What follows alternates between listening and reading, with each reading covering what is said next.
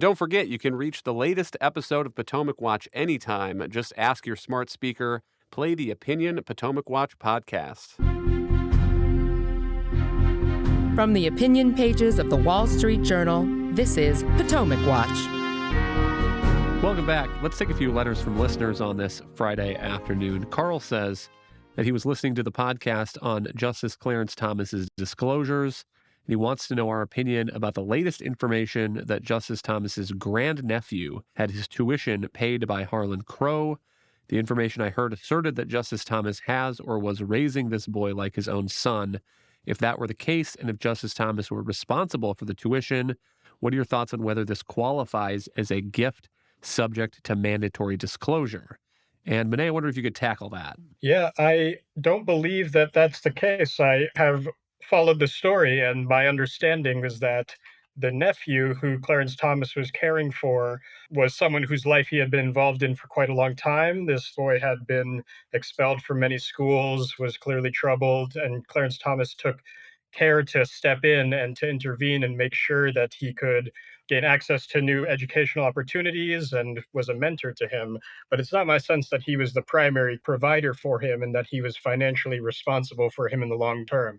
And I think it's an important question that our listener asks, because if Clarence Thomas were the primary provider, then you could interpret Crow's payment of the tuition as a sort of an in-kind contribution that would be reportable. But because Clarence Thomas was not, in my understanding, the primary provider, then this gift from Crow is not really compensation directly to Justice Thomas. Kim, what's your view on that? I mean, my understanding is that the rules were pretty clear that the disclosure only applies to someone's dependent children, and a great nephew is not a dependent child. And so maybe Clarence Thomas was within the letter of the law in not disclosing it. And from his perspective, I can understand why, given all the scrutiny that has been on him, the attacks on him in recent weeks, why he would not disclose anything beyond what the letter of the law requires. And the letter of the law is actually very specific. Not only does it say that you only have to do this in the case of a dependent,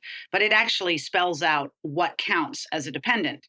And because the Thomases did not adopt this child, there is no circumstance under which, under the clear letter of the law, that they are required to disclose this.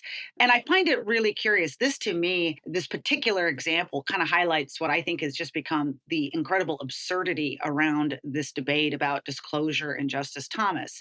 Because even the people who are making this claim and suggesting something was wrong have acknowledged that under the law, he didn't have to do this. So instead, we are now in this situation where apparently the new standard is that justices are required to over-report things that they're not required to disclose in the law simply because the left would feel better about it if they did. That's just not how it works. And by the way, I mean, just because there's no standard there. I mean, this is exactly why we do have disclosure standards, reams of them, and it has been adjudged. Now, if you want to go and change the law and try to change that definition, that's one thing. But don't go complaining that the justices are somehow evading their responsibility when they have, in fact, complied with those disclosure rules. I agree with Kim here. It seems to me that there are some different conversations that are getting mixed up here. One is whether the disclosure rules were followed, and that's fine. If something is supposed to be disclosed under the law and wasn't, then that justice should amend those financial forms, and that happens sometimes. Number two is merits-based. So Clarence Thomas had a billionaire friend who offered to pay some tuition to a nephew that the justice took in, but the billionaire didn't have any cases before the court, and so what is the real allegation here? Is it that this somehow was influencing Clarence Thomas's jurisprudence? And three is whether these disclosure rules as they're written make a whole lot of sense. So there's been a lot of focus on speeches that justices have been reimbursed for giving. And one of the reasons they're only reimbursed for that is because under the rules, they're not allowed to give paid speeches. Yet, on the other hand, they're allowed to take big book contracts. And there's been some reporting in recent days that Justice Sonia Sotomayor has earned something like $3 million from book publishers. And, you know, if these tuition payments are corrupting, or Monet, if taking a flight to some law school to give a speech is perceived to be corrupting, then what about book publishers? I mean, it seems like there's a lot that is being thrown at the wall here without a whole lot of clear thinking about what it is that we're actually trying to deter. Exactly. One wonders whether the ProPublica reporters who began this whole fracas knew that they were beginning what seems like it's going to be a completely unending open season on all the conservative justices on the court. And as you mentioned, conservatives aren't sitting on their laurels. They're trying to see if they can fight back because of the unfair claims mounted specifically against Clarence Thomas, but also against Neil Gorsuch. You then have people digging into the records of Sonia Sotomayor and probably some of the other liberals on the court coming soon.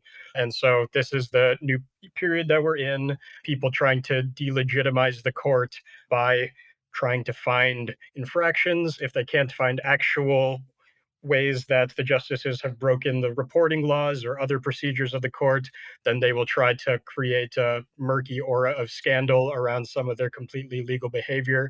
But I think our hope should be that this will basically burn itself out after a certain period, that they won't be able to find and stick something unfair to any of the justices in their attempt to discredit them. And hopefully the court will be able to resume its ordinary activity at some point soon. Let's do one more email. Nate writes in and says that after hearing us talk about the Senate races in 2024, he's wondering if we've thought about Senator Ben Cardin's announcement in Maryland that he won't seek re-election.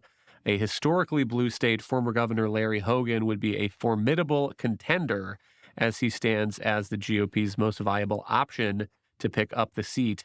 And Kim, unfortunately, I think Nate was writing in almost simultaneously as Governor Hogan was explaining, I didn't have any interest in being a senator. So that although he has been encouraged by many people to run, it seems like he's not, which makes that blue Maryland seat pretty tough pickup for the GOP, although it seems to me that the map is still pretty favorable toward Republicans. Yeah, and we'll see. There's likely to be an ongoing recruitment effort for Governor Hogan because I think that Nate's absolutely right that he would certainly stand a good chance given his tenure at the top of the state. But the thing that I find really interesting about that email and also this discussion about Governor Hogan is that it's a good reminder to the Republican Party that yes, Republicans can win in blue states, okay? But you have to get the right kind of candidate, all right? If the party is going to insist in a primary that the people who are going to win and run are those that are, very much on the conservative end of the party, they could certainly win a primary in that state, but they're not going to have a single shot at winning it in what is otherwise a really blue state. And so I think this is a reminder that what matters often in these big Senate races is not who's on the final ballot in the end, but everything that leads up to it in terms of whether or not the party tries to recruit people, whether or not there's some real attention given to the candidates that have got the best shot. And this is something the GOP got a lot of criticism for in the last couple of election cycles. You had state parties that just decided they were going to step out, kind of let Donald Trump instead jump in and exert a lot of influence in the states and in the primaries. And one result was some candidates that, squeaked through the primary, but weren't able to do the job when it came to the general election. Thank you, Kim and Monet. Thank you all for listening. You can email us at pwpodcast@wsj.com. If you like the show, hit that subscribe button, and we'll be back next week with another edition of Potomac Watch.